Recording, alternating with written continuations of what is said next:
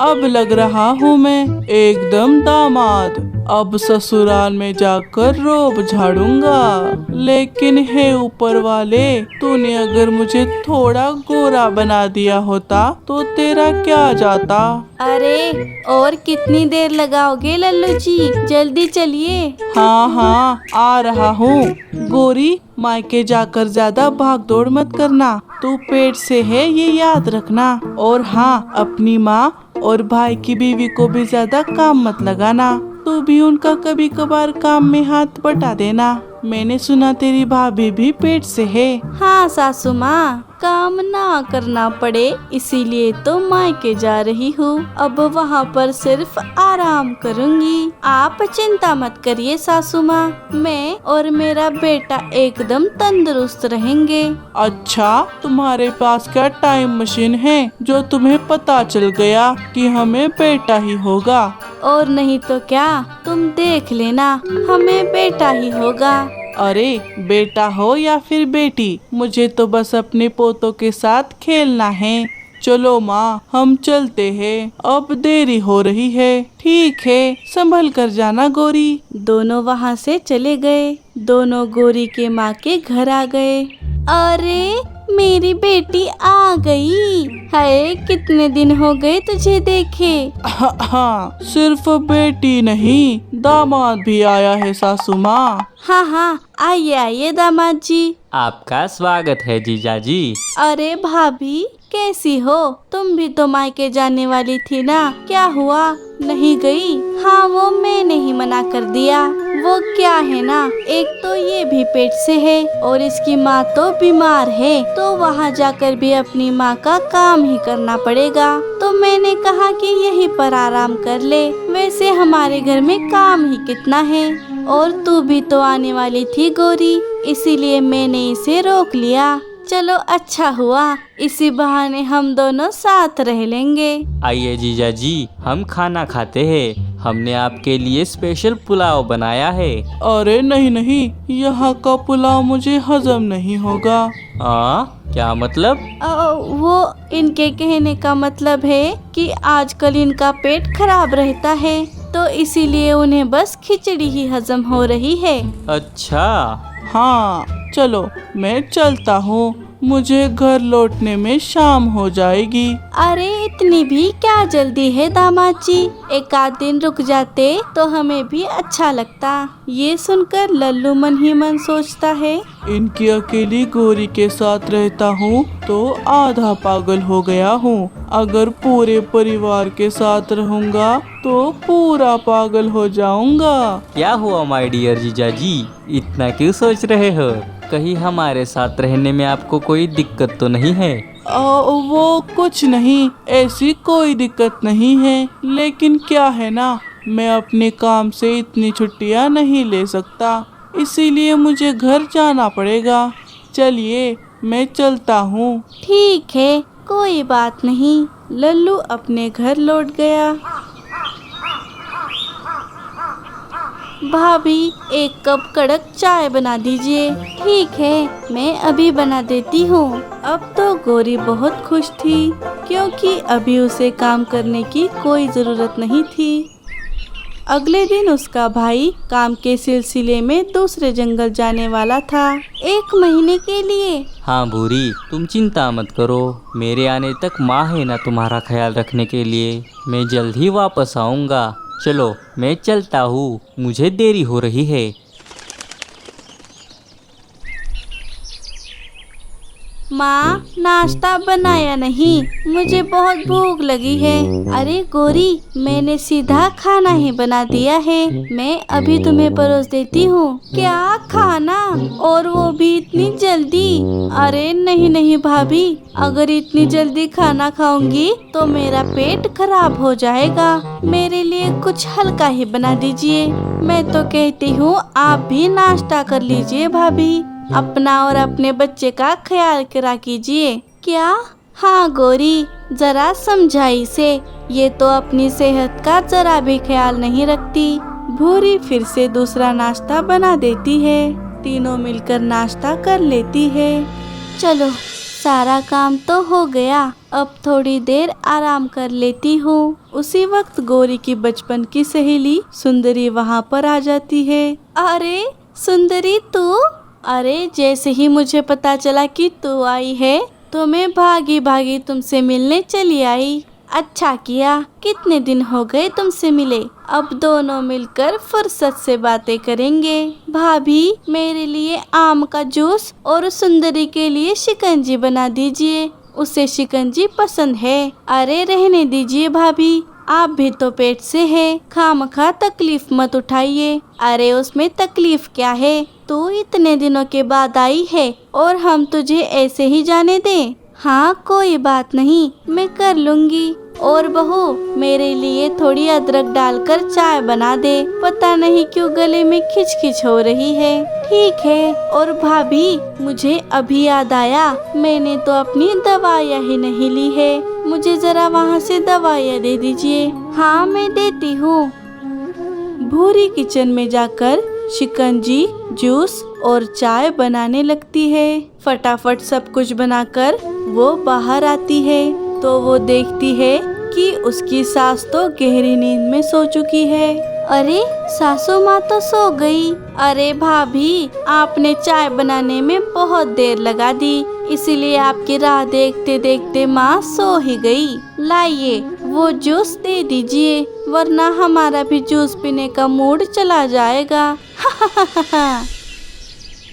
अगले दिन सुबह सुबह भूरी को कुछ चटपटा खाने का मन कर रहा था, लेकिन उसके कुछ कहने से पहले ही गौरी अपनी माँ से कहती है, माँ मुझे कुछ चटपटा खाने का मन कर रहा है, मुझे कुछ पैसे दे दो, मैं अभी ठेले पर जाकर चाट पकौड़ी खा कर आती हूँ। अच्छा ठीक है, देती हूँ। तभी भूरी बोलती है, सासू माँ मुझे भी सुबह से कुछ मसालेदार खाने का मन हो रहा है, क्या मैं भी गौरी के साथ ठेले पर जाऊँ?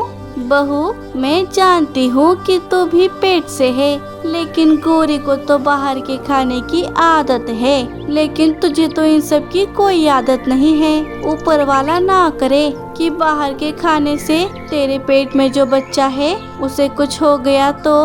अरे बाप रे, भाभी आप तो घर पर ही रहिए, खामखा परेशानी को न्योता क्यों दे रही है। माँ मैं अभी गई और अभी आई।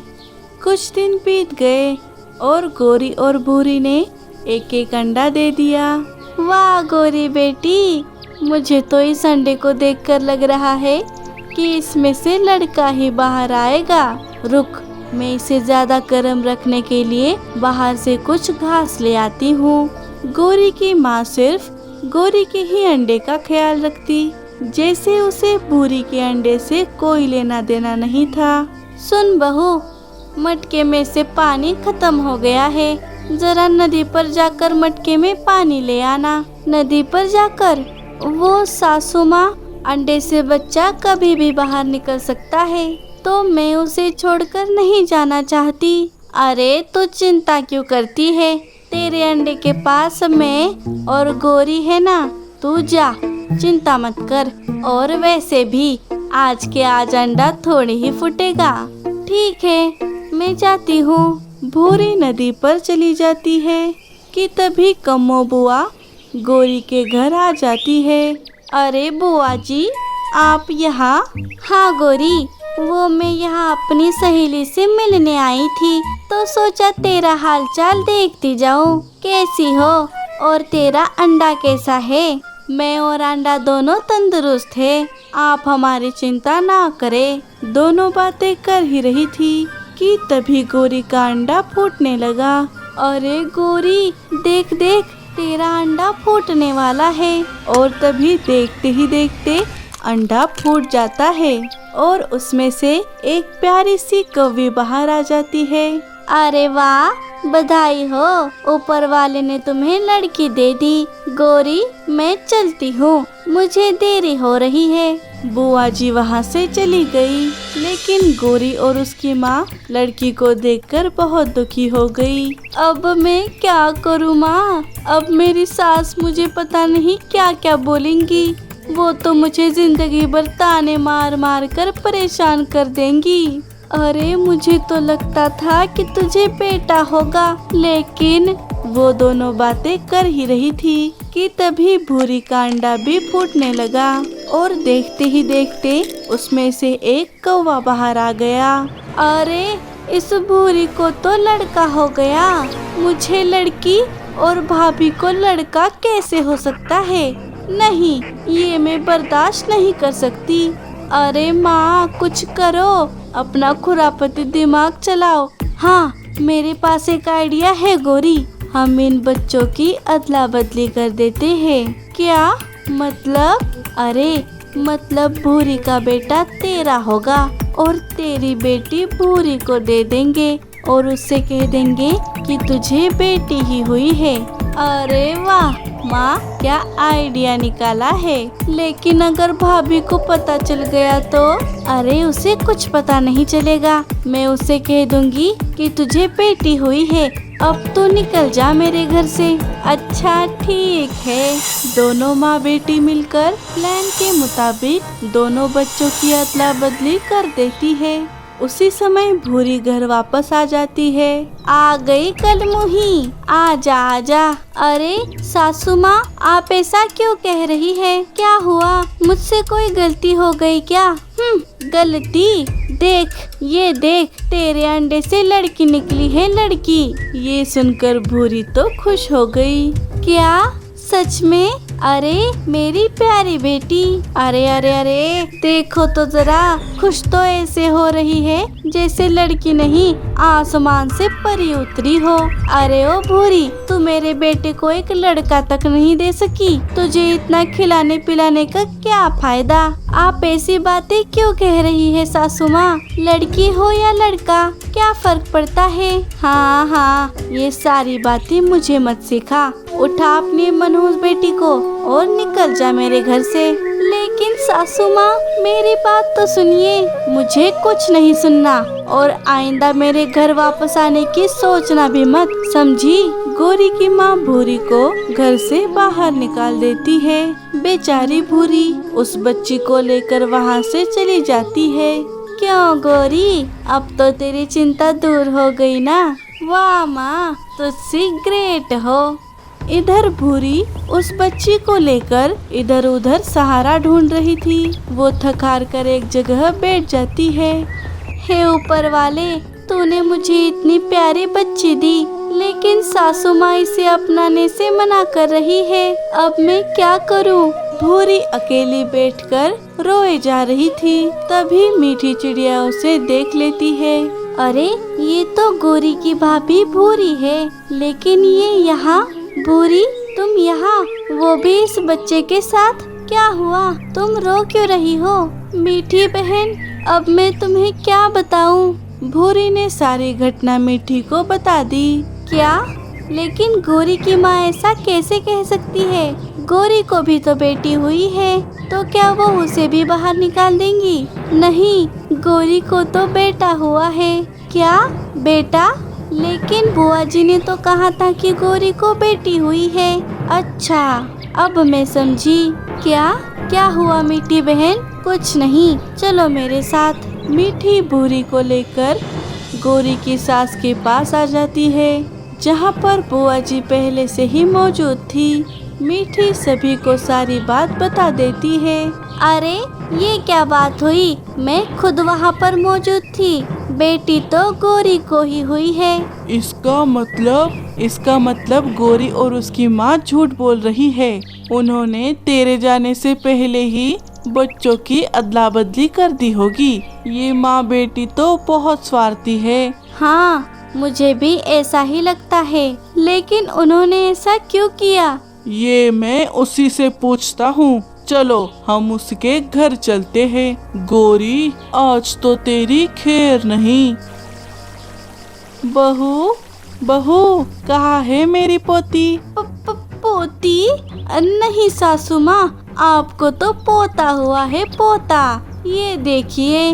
क्या पोता? लेकिन बुआ जी ने तो कहा था कि मुझे पोती हुई है। नहीं, वो बुआ जी तो एक नंबर की झूठी है। आपको पोता ही हुआ है।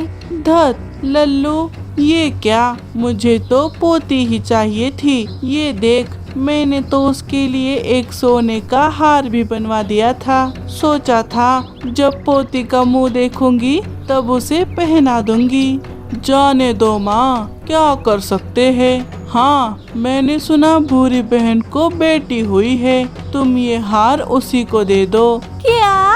अच्छा, अरे ओ माँ, अच्छा क्या अच्छा, वो तो यहाँ पर है ही नहीं, तो किसे पहनाएंगी हार? उसकी चिंता तुम मत करो गौरी, मीठी उसे लेकर अभी आती ही होगी। लो, आ गई। अरे भूरी बेटा, सही समय पर आई हो। हाय, कितनी सुंदर बेटी है तेरी। ये लो, मेरी तरफ से तुम्हारी बेटी के लिए एक छोटा सा तोहफा, ये सोने का हार मेरी तरफ से रख लो। रुकिए सासू माँ, अरे गौरी, तुझे क्या हुआ? अगर समधन जी अपनी मर्जी से हार दे रही है तो देने देना, तेरा पेट क्यों दुख रहा है? ले ले, ले ले भूरी बेटा। हा, माँ तुम तो बड़ी सयानी निकली। अभी अपनी बहू को धक्के मारकर यहाँ से बाहर निकाला था तुमने, और अब उससे मीठी बातें कर रही हो। सासू माँ, मैं आपको सच बताती हूँ, दरअसल ये बेटी मेरी है, भाभी की नहीं। भाभी को तो बेटा हुआ है, बेटा। हाँ, आखिर सच मुंह पर आ ही गया। अरे चुड़ैल, हम सब पहले से ही जानते थे। क्या? हाँ गौरी, क्या मैंने कभी ये कहा था कि मुझे पोता ही चाहिए? नहीं ना, फिर तुमने इतनी गिरी हुई हरकत क्यों की? बहन जी, आपको तो अपनी बेटी को समझाना चाहिए था, लेकिन आपने तो इसमें उसका पूरा साथ दिया। सासू माँ, मुझे माफ कर दीजिए। लल्लू जी, मुझे माफ करें। अपने मगरमच्छ के आंसू बंद करो गौरी। अब तुम हमेशा हमेशा के लिए अपनी माँ के घर रह सकती हो। तुम्हें हमारे साथ आने की कोई जरूरत नहीं। मैं अपनी बेटी को लेकर यहाँ से जाता हूँ। नहीं नहीं दामाद जी, आप गुस्सा मत कीजिए, गौरी से गलती हो गई, मैं भी आपसे माफी मांगती हूँ। अरे बहन जी, आप तो अपनी बहू की गुनहगार है, उसी से माफी मांगिए। गौरी और उसकी माँ को अपनी गलती का एहसास हो गया और दोनों का सिर शर्म से झुक गया। अब खड़ी क्यों हो गौरी, अपनी भाभी से माफी मांगो, नहीं तो मेरे घर का रास्ता भूल जाओ। नहीं नहीं भाभी, मुझे माफ कर दीजिए, मैंने आपके साथ बहुत गलत किया है। तुमने मेरे साथ नहीं, अपनी इस मासूम बच्ची के साथ गलत किया है। जरा देखो इसे, ये कितनी मासूम है। गौरी अपनी बच्ची के पास जाती है और उसे प्यार से सहलाने लगती है।